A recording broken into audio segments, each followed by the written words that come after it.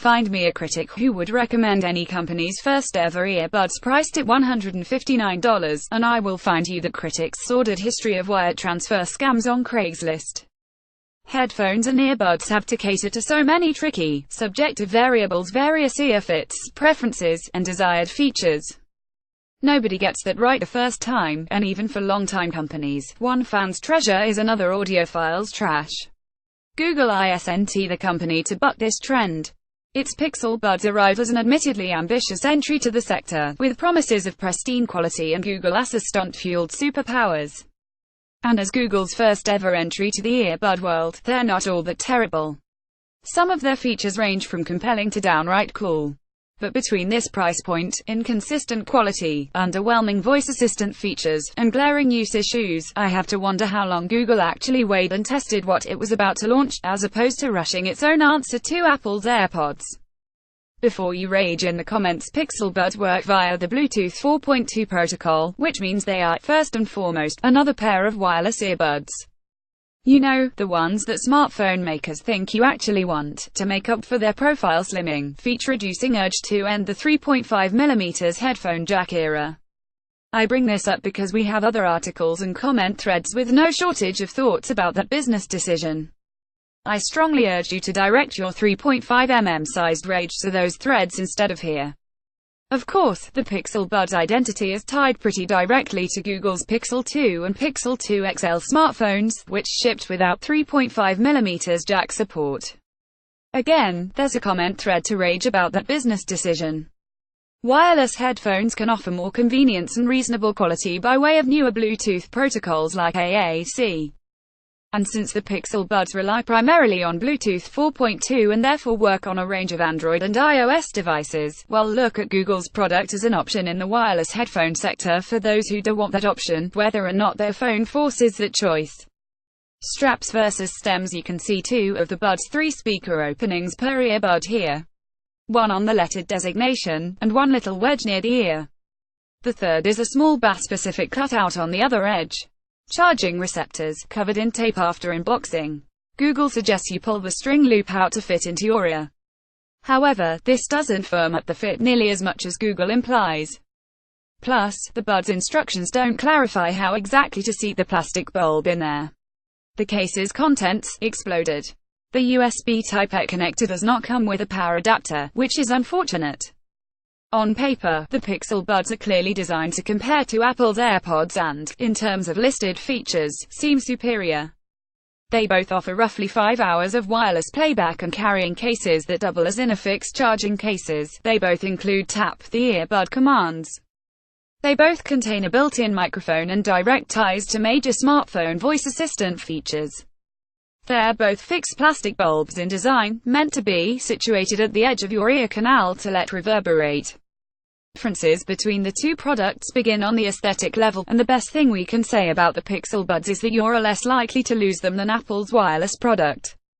For one, the total package is bigger than what Apple manufactured. Instead of a stem extending from the primary earbud unit, Google attaches a larger plastic bubble. Thanky, this increased size doesn't add significant weight or bulk when wearing the things, but it also doesn't seem to add particularly improved battery life or other hardware tweaks.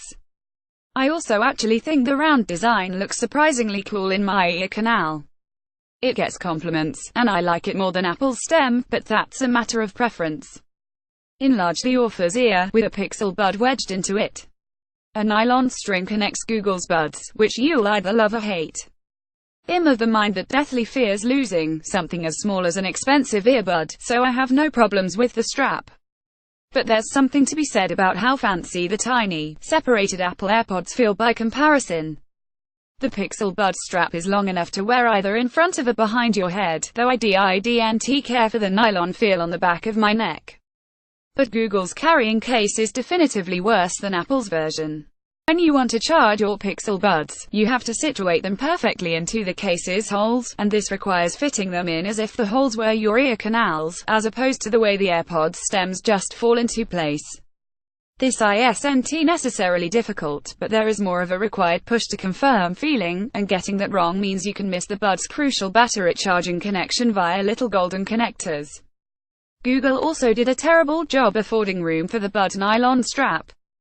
The case includes a little graphic that encourages users to wrap the strap all the way around the inside of the case, but you have to rewind the strap and then tug on it to get it to fit as Google instructs. Notice the drawing here, as if it was taken from an airplane's wall. Google really wants you to wrap the cord up a certain way. If you don't wrap the cord, you're stuck with a case that won't shut. Lack of a cord-friendly jut proved annoying in testing. The case's USB Type-A connector, which is used to charge the case's internal battery. Even when you turn Bluetooth off, the buds still drain battery. Put them in the case, or they'll drain. The alternate option is to just let the strap dangle outside the case, which would honestly be fine. Except that Google didn't cut a little opening in the case to afford room for the strap hanging out. Instead, the case's flap has a magnetic clasp, and Google would much rather you get the strap tidy and snug so you can clasp the case shut, as opposed to the normal use case of just slap them in and go. It's a totally tone-deaf design, and in regular use, I've rarely been in a situation where I want to take the extra time to wind the strap around.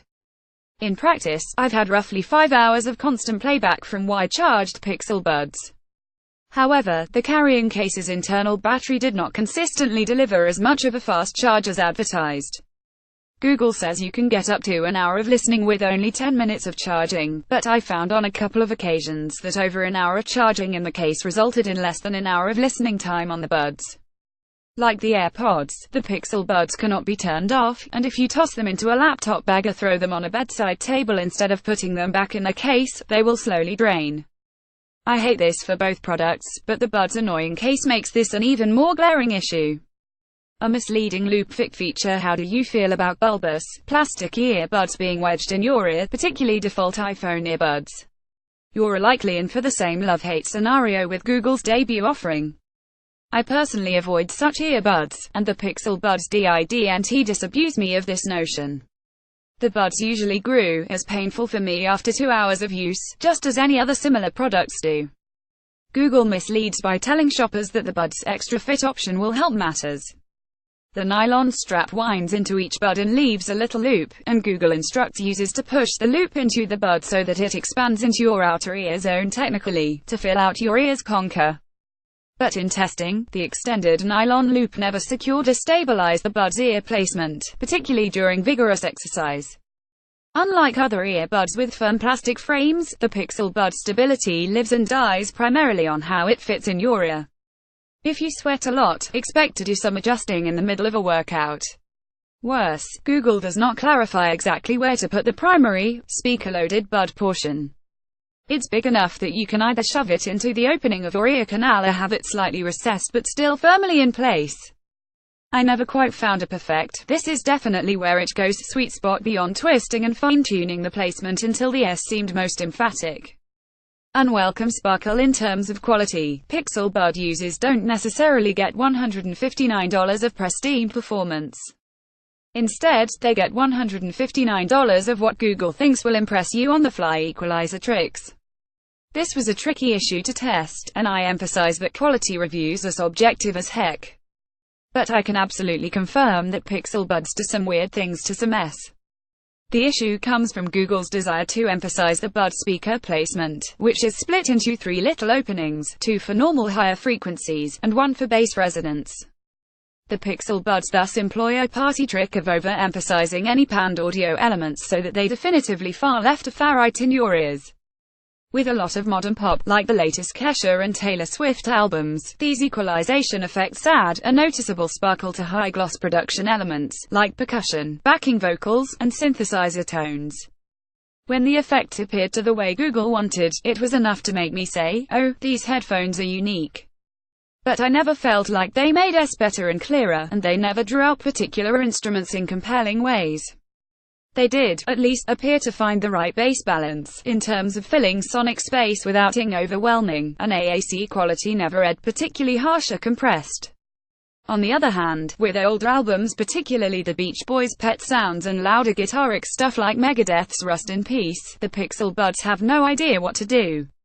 The result, older S decidedly flatter and muddier, and bass tones get lost in the mix. I even found this distinction played out in different decades of hip-hop production. An older Tribe Called Quest and Snoop Dogg's had underwhelming bass performance, while newer Kendrick Lamar's had their sonic elements spread out in fine fashion. And no matter what kind of you listen to, there's a volume threshold issue. Once you surpass a certain loudness, the buds start to a little scratchy. This is admittedly a high volume, but the Pixel Bud's already scratchy before matching the AirPods Max volume. Google representatives would not answer specific questions about speaker placement, impedance, frequency range, or how any automatic equalization might work. The rep instead offered a statement: "We do actively manage everything from the AAC codec, to DSP algorithms, to the hardware design, all help deliver great audio." Page 2. What phone are you attaching your Pixel Buds to? If it's an iPhone, you're getting a basic pair of Bluetooth headphones with few other bells and whistles. You can't use them to talk to either Google Assistant or Siri. One feature works on all platforms: the Bud's touch-sensitive right earbud. The earbud works for playback, tap to play, pause, and volume control. With the AirPods, you need to talk to Siri to adjust volume. With Pixel Buds, you can swipe left or right on the right earbud to bring volume up or down a significant step. In some ways, I love this feature, because it lets me very quickly adjust volume by reaching up to my ear. If I'm walking down the street, I don't want to pull out a phone or have to talk out loud like a dork. However, the Pixel Buds lack one of AirPods' best features: sensing when they're in your ears. Without this ability, the Pixel Buds' touch-sensitive right earbud can easily get activated when you're pulling it out or trying to firmly stick it in the charging case. This also means you'll inadvertently activate play/pause when adjusting the right earbud's fit, which, as I said before, will likely be an issue after extended use. And if you don't get the fit right into the case, the buds won't deactivate, so that tapping will still activate any connected smartphone. Until Google can get an ear-sensing feature working, the annoyances for this feature outweigh the swipe for volume cool factor. There's also the matter of the Pixel Buds volume steps, which are not nearly granular enough when attached to phones other than the Pixel 2 or Pixel 2 XL. The buds have no mute command, and the volume on non-Pixel devices is just a level 17 stair-step related to your Bluetooth volume. You will probably have to adjust volume on your device before it matches neatly with what you want in terms of the buds volume. If you're running a new enough version of Android, Google Assistant will recognize your Pixel Buds. But only if you hold down a hard-to-say reset button in the Buds charging case. How you'll feel about out loud notifications will vary based on the kinds of notifications that typically flood your phone on a given day. You activate this by double-tapping the right earbud's touch panel. Some basic Google Pixel menu information. Unlike other Bluetooth devices, the Pixel Buds will communicate their battery level in system menus. The Buds' unique features become more apparent once you connect to a phone with Android Marshmallow and Google Assistant support. With this ecosystem in place, you can long press the right earbud's touch panel and talk to Google Assistant. Performance here is fine insofar as the Buds mic is perfectly responsive. Your mileage will ultimately vary based on how you use Google Assistant. Want to ask about the weather, send a text, hear a joke, or queue up the latest episode of a popular podcast? Google Assistant can do all of these things as quickly and efficiently with Pixel Buds as it can when you hold down a smartphone's menu button. And if you like your favorite third-party podcast app's support of Google Assistant, then you'll appreciate being able to long press the button and make app-specific requests, like play Tom Petty Radio on Spotify. However, some apps, like Pocket Casts, didn't respond during testing even after the Google Assistant voice responded to me with phrases like, "All right," asking Pocket Casts to play the latest episode of Marketplace. Sorry, Kai Rysdal. Sometimes, Google Assistant is oblivious about hands-free use case scenarios, even within the default Android ecosystem. In my first day of testing, I wanted to set a timer for my morning ritual of making pour-over coffee Seattle life. I held a finger on my right Pixel Bud panel, said set timer for 30 seconds, and started pouring hot water. 30 seconds later, the timer began beeping. But I couldn't turn it off. Tapping my Pixel Bud did nothing. Holding my finger down and asking various versions of shut the focaccia up did nothing. Yet the incessant beeping continued screeching in my ears.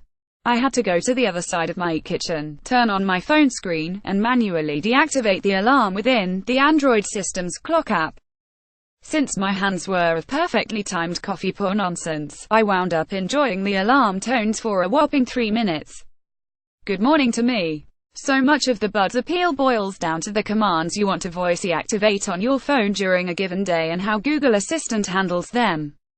Additionally, you can have Google Assistant read any notification text out loud to you by double tapping on the right bud, which works as advertised. But I wish this could be customized way more so that, for example, any contact's ID